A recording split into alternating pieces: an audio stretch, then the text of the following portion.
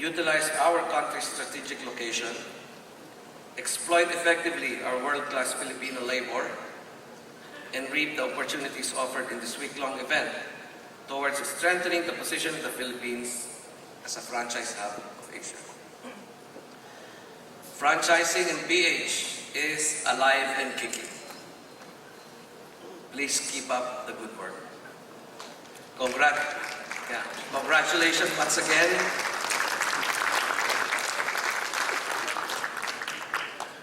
To the local and international franchise community, the PFA and its partners, for successfully establishing itself as an efficient industry representative domestically and globally. Thank you and mabuhay.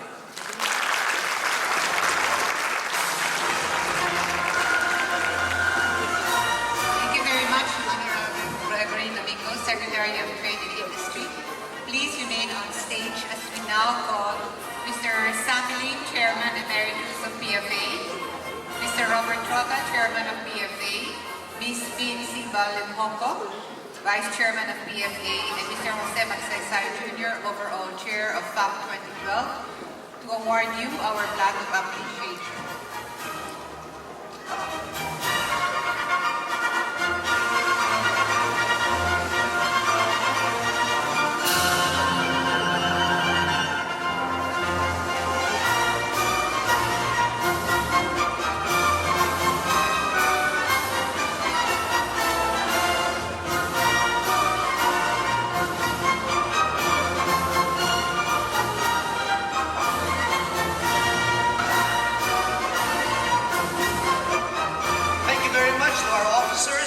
Ladies and gentlemen, another round of applause for DTI Secretary Gregory Domingo.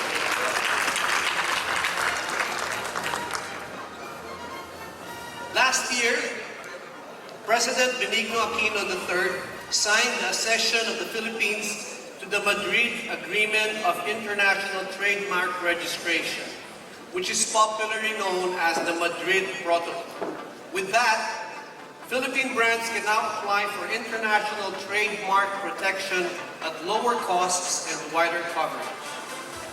Yes, Joey, this is certainly good news for Philippine franchise abroad, which are going international.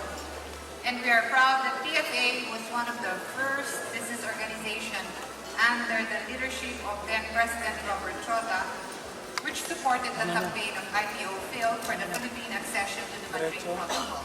Today, July 25, by the way, marks the official start of the Philippines' entry to the said agreement. In fact, the Intellectual Property Office of the Philippines will be busy from here on onwards as it launches the Madrid Protocol. As PFA's show of support to this laudable program, we will all be witness here today at the Franchise Asia Philippines 2012 of the Intellectual Property Office of the Philippines' formal launching of the Philippines' accession to the Madrid Protocol.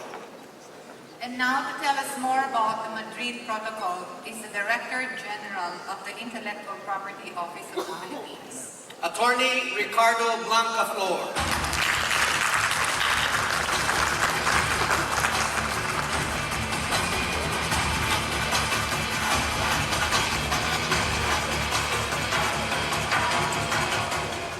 Good afternoon, everyone. Don't let me get you between lunch and my speech. So, in the interest of time, I will forego greeting with the various personalities here. Just the same, I promise you that I'll make this introduction very, very interesting. Let me serve as your appetizer for lunch. What is Madrid Protocol? Very, very simple. You own brands, you own trademarks. Madrid Protocol is you file in the Philippines and you get protected in all of these countries, 85 countries. Just one filing.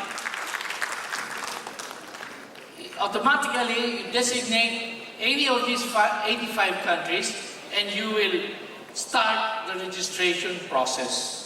You file here, you pay here, and you tell which countries you want to be protected, and immediately the registration process starts. You don't have to go to these countries.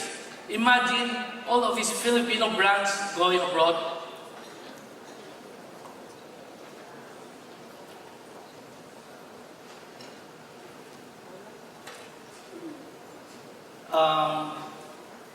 Okay.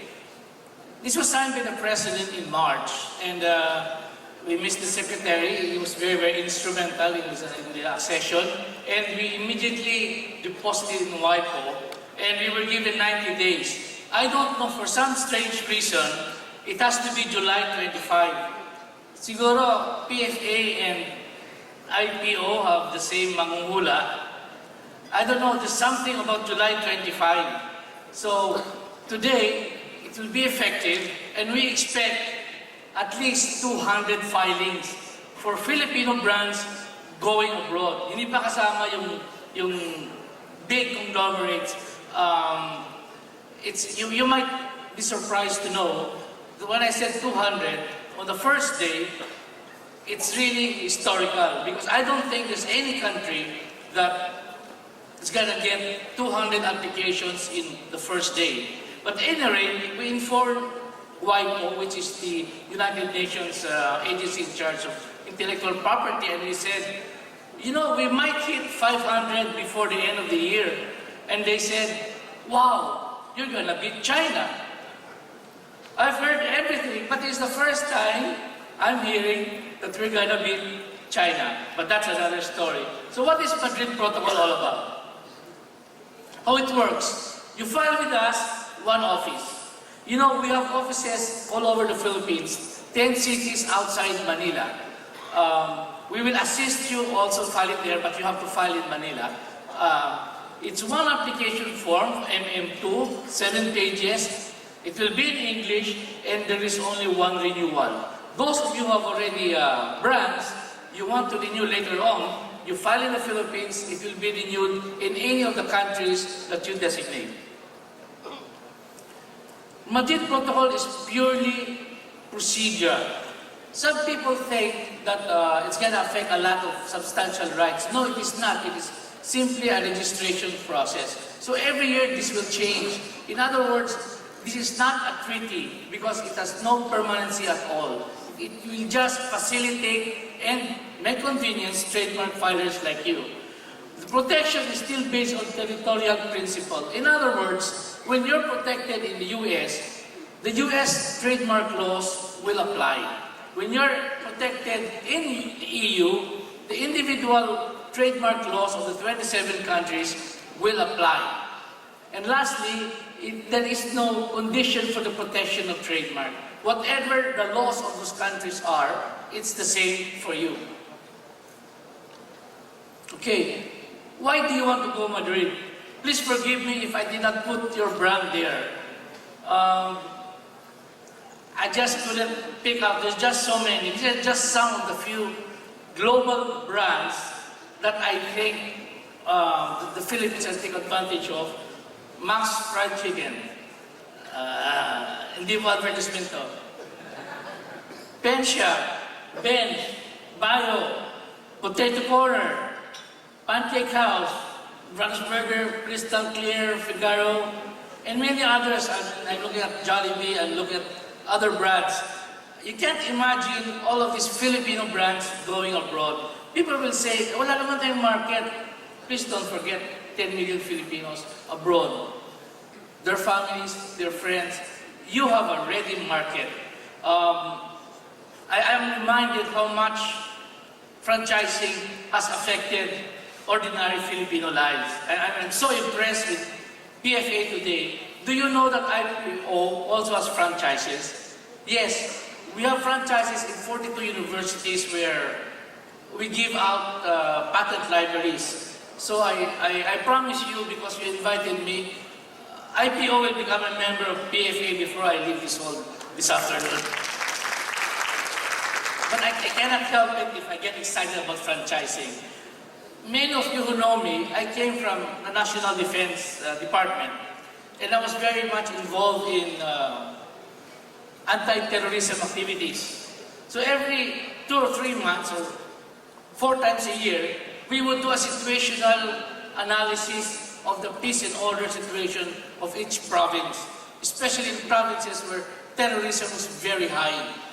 So we would do the usual military templates: body counts, number of armed groups neutralized, surrenderies, rifles surrendered, etc., etc. When we were doing Basilan, we were all very surprised because there was one template that we never realized, which would indicate how much a province had become pacified, how much a province had become peaceful. You know what it was?